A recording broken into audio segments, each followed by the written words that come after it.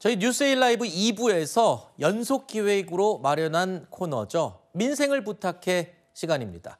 오늘은 원자력 산업의 신뢰를 구축하고 우리 국민의 안전을 확보하기 위해서 노력하시는 분을 모셨습니다. 바로 조성돈 한국원자력환경공단 이사장입니다. 안녕하십니까? 반갑습니다. 어서 오십시오. 자, 저도 이번에 알았는데 우리나라에서 원전이 처음 가동된 게 1978년이에요. 그렇습니다. 그 이후로 무려 50여 년이나 흐른 뒤에 드디어 고준위 방사성 폐기물 관련 특별법이 제정이 됐습니다. 네, 맞습니다. 자, 이 법 제정, 글쎄요, 지금까지는 이런 법이 없었나 싶은 의아함도 들고 이 법 제정에 의미가 있다면 어떤 건가요? 네, 말씀하신 대로 우리나라가 1978년도부터 상업 운전을 시작했습니다만 네. 세계 어느덧 원전 5위의 대국이 됐습니다. 네. 그러나 그 이면에는 방사성 폐기물 발생이라는 필연적인 문제점이 나오고요. 이 문제 해결을 위해서 과거 9차례 고준위 방패장 부지 선정을 위해서 노력을 했었습니다만 네. 다 실패를 했습니다. 현재 원전에 임시로 저장되어 있는 그 사용 해결료가 약 2만여 톤이 갖고 있어서 사용 해결료에 대한 관리 대책이 무엇보다 시급한 상황이 있고요. 네. 이러한 상황에서 이번에 특별법 제정을 통해서 처분 시설을 마련할 수 있는 법적 근거가 됐다라는 점이 있고, 또 지난해 강원도 태백에 지하 연구 시설 부지를 확정했습니다. 네. 그래서 앞으로 우리나라가 고준위 폐기물 관리 정책에 대한 예측 가능한 그런 정책을 수립할 수 있는 네. 그런 데에서 큰 의미가 있다고 하겠습니다. 굉장히 중요한 의미가 있는 법안이 처리가 된 건데, 근데 과거의 상황을 보니까 이 특별법이 20대, 21대 국회에서 잇따라 폐기되고 22대 국회에서 가까스로 지금 통과가 되고 된 건데, 이 법안에 가장 우리가 좀 들여다봐야 될 중요한 포인트는 뭔가요? 예, 이번 법은 사실은 그 처분 시설을 어떻게 절차적으로 순조롭게 진행시키느냐 하는 절차법이 되겠습니다. 네. 그래서 이제 주 내용도 보면 앞으로 관리 업무를 담당한 관리위원회 구성, 그리고 유치될 지역에 대한 체계적인 지원을 어떻게 할 것인가, 그리고 처분 시설을 2060년까지 확보하도록 이렇게 명시를 하고 있고요. 네. 또 주민투표를 통해서 체계적으로 부지 선정을 할 수 있는 절차, 그리고 아까 말씀드린 대로 태백에 지하 연구시설을 건설을 하고 우리 공단, 원자력 환경공단으로 하여금 법적 지위를 부여해서 사업을 추진케 이렇게 하고 있고요.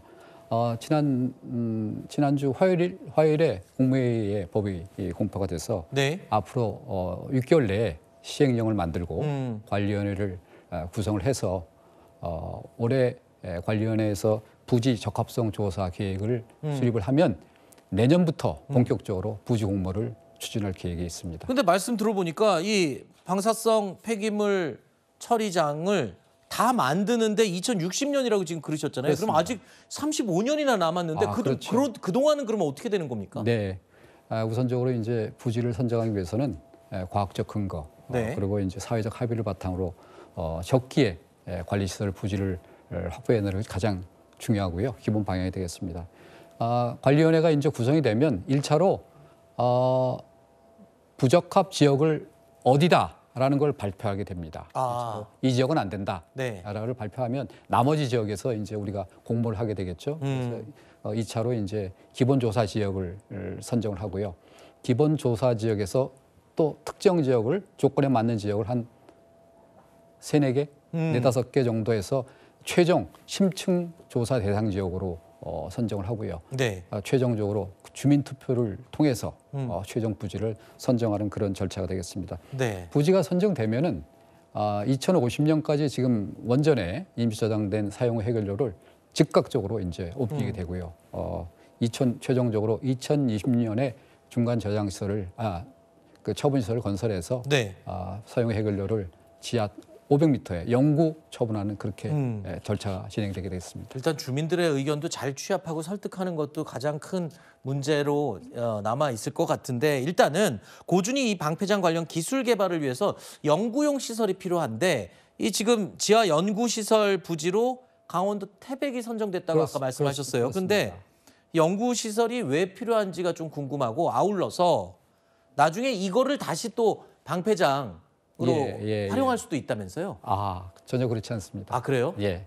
그 지하 연구시설은 그 지하 500m에 그 최종 처분장하고 유사한 시설을 만들어서 지하 안반, 그다음에 지하수 특성이나 그동안 우리가 개발했던 처분 기술에 대한 그런 실증 실험을 하는 필수적인 연구시설이 되겠습니다. 또 각 나라의 고유한 지질 구조에 맞는 그런 처분 시스템이 필요하고요. 이러한 이유로 해서 전 세계적으로 지금 37개가 이렇게 운영이 되고 있는데 우리나라가 이제 37번째로 지하 연구시설을 확보하게 됐습니다. 네. 지금 말씀하신 대로 지하 연구시설이 어떻게 전환이 되지 않겠느냐 이렇게 말씀하셨는데 그러니까요. 전혀 불가능하고요. 왜냐하면 지금 특별법에 처분시설이 되기까지 부지공모, 뭐 심층조사, 또 주민투표 무려 13년 동안의 그런 절차를 하게 돼 있었는데 태백 연구시설은 그런 절차가 없이 6개월 만에 이렇게 선정한 그 순수한 연구시설이기 때문에 연구시설로만 해야 된다. 그리고 이제 중요한 거는 태백 지하 연구시설 운영 기간이 20년으로 정해져 있습니다. 네. 20년이면 한 2050년 경인데 이미 그때쯤이면 우리나라 어느 지역에 처분장이 운영이 되고 있는 상태라서 전혀 논리적으로도 안 맞다 이렇게 말씀드릴 수 근데 있습니다. 말씀을 들어보니까 앞으로 절차가 너무 많이 남았습니다. 갈 길이 꽤 먼데요? 네, 뭐 35년, 37년. 예. 근데 좀 땡기려고 하고 있습니다. 그러면 궁극적으로 추구하시는 방향이 있다면 어떤 쪽인지 마지막으로 좀 간략하게 얘기를 해주시죠. 네, 우리나라 방패물 산업은 대표적인 그 갈등 사업입니다. 그래서 국민 수용성 그리고 사회적 공감대에서 형성해야 되는 게 이제 무엇보다 중요하고요. 그리고 이제 40년간 추진되는 장기 프로젝트이기 때문에 무엇보다 또 정책 추진의 일관성이 또 필요한 사업입니다.